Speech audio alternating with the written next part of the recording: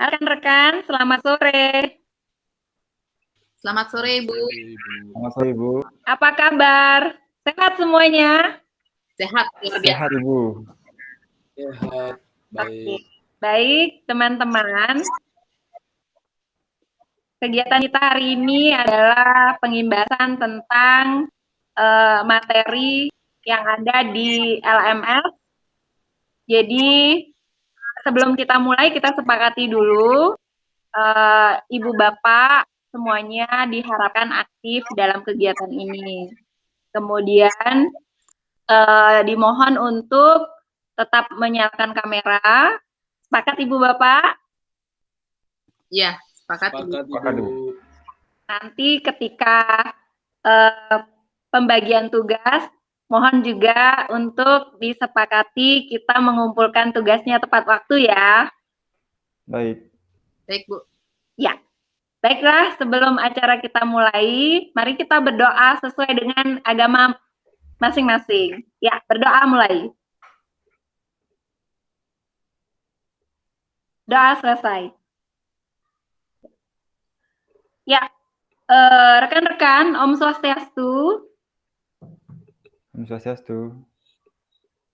Kali ini saya akan membawakan materi tentang rencana pelaksanaan layanan. Ya, nanti akan di-share materinya.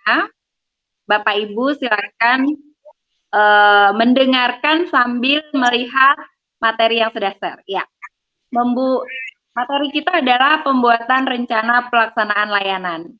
Nah, dalam slide berikutnya, apakah sudah pernah membuat rencana layanan pada saat ini, Bapak Ibu sudah pernah? Belum, Ibu.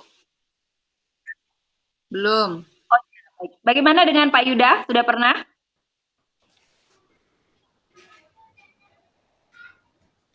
Ya, belum. jadi kalau misalnya Bapak Ibu belum, baiklah, saya akan melanjutkan presentasinya. Ya, agenda sesi kita, pengembangan tema, komponen rencana, pelaksanaan layanan. Ya, berikutnya pengembangan tema.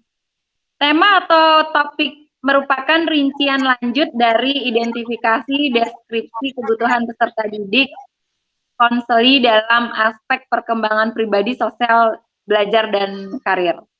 Kemudian selanjutnya memetakan tema materi layanan berdasarkan program tahunan, semesteran, bimbingan konseling yang telah disusun. Jadi ini adalah bertumpu pada program program tahunan yang Ibu buat.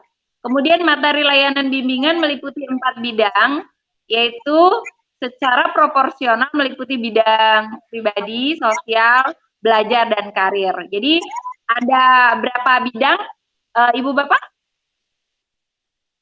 Ada 4, Ibu. Oke, ada 4. Ya, betul sekali.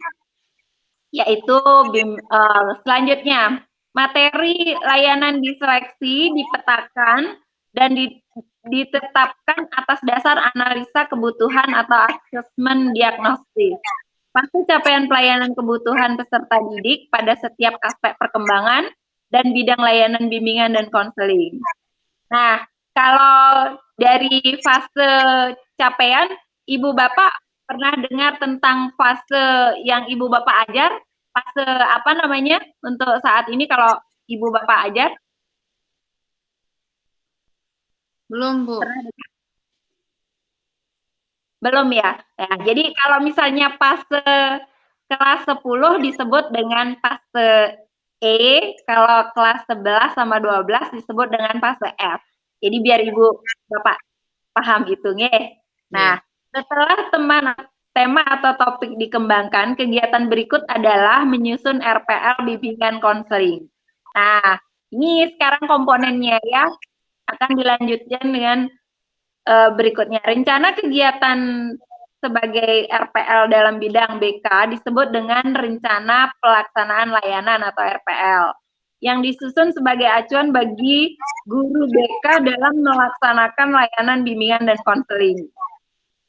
RPL disusun dengan tujuan untuk mengarahkan kegiatan layanan BK agar dapat mengantarkan peserta didik yang mendapat layanan BK agar mencapai tugas perkembangan dan mengacu pada hasil analisis kebutuhan peserta didik sesuai dengan layanan capaian layanannya.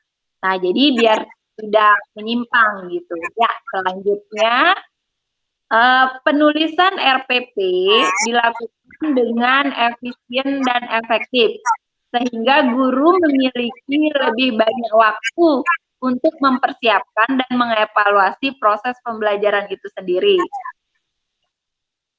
RPL mempergunakan beragam metode, teknik, dan media bimbingan, bersifat informasi dan orientasi yang membuat peserta didik mengetahui dan memahami bagaimana cara berperilaku pengembangan pemikiran positif, membuat pilihan, dan mengambil keputusan.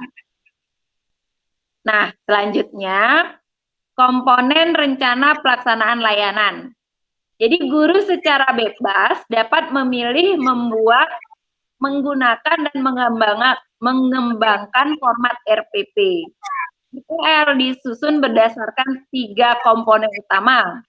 Ya, jadi ini mohon diingat ya ibu-ibu, ibu bapak, apa itu komponennya? Yang pertama, boleh ibu membaca juga di situ, kelihatan ibu, apa yang pertama ibu komponennya?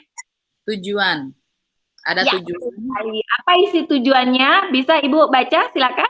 Ya, tujuannya itu ialah tujuan layanan dikembangkan dari capaian pelayanan yang terdiri dari 3 tataran internalisasi tujuan yang dirumuskan dengan kalimat yang mudah dipahami. Iya, betul. Jadi tujuannya itu, jadi komponennya yang pertama tujuan.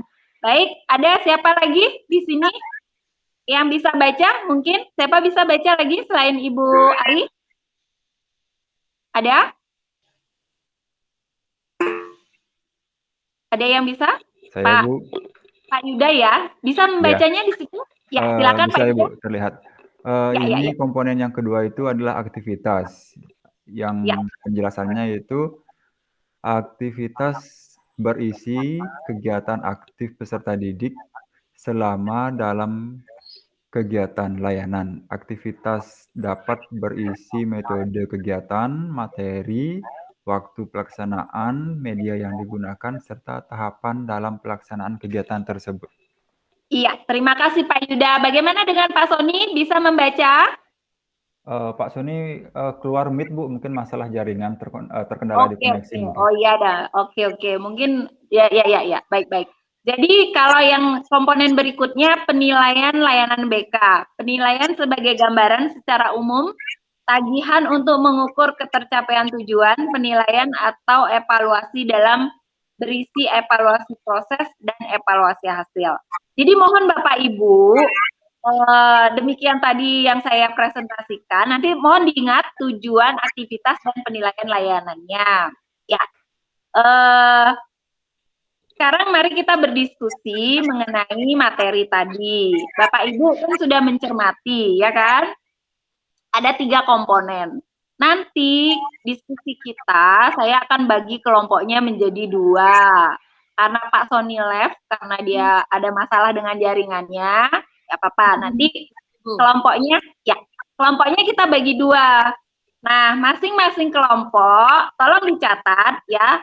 Ibu Ari, tolong dicatat agar menulis tugasnya, yaitu masing-masing kelompok membuat RPL-nya. Apa itu RPL, Bu Ari? Rencana layanan. Ya, terima kasih Pak Yuda. Ya. Jadi kalau misalnya rencananya udah selesai, nanti kan berdiskusi masing-masing kelompok ya. Setelah itu merefleksikan apa yang sudah didapat dari pembelajaran kita. Setelah direfleksikan, nanti dipresentasikan. Bapak Ibu siap ya? Siap, Ibu. Siap, Ibu. Ya, terima kasih. Berarti sudah oke. Nanti kita akan berdiskusi di pertemuan berikutnya. Layanan itu, Ibu Bapak sekarang diskusi dengan masing-masing kelompoknya. Setelah diskusi dengan masing-masing kelompoknya, nanti kembali lagi presentasi tentang yang sudah dibikin. Jadi Ibu nanti presentasinya 1, presentasi hasil layanannya, RPL-nya, 2, refleksinya, apa yang sudah didapat dalam pembelajaran kita hari ini.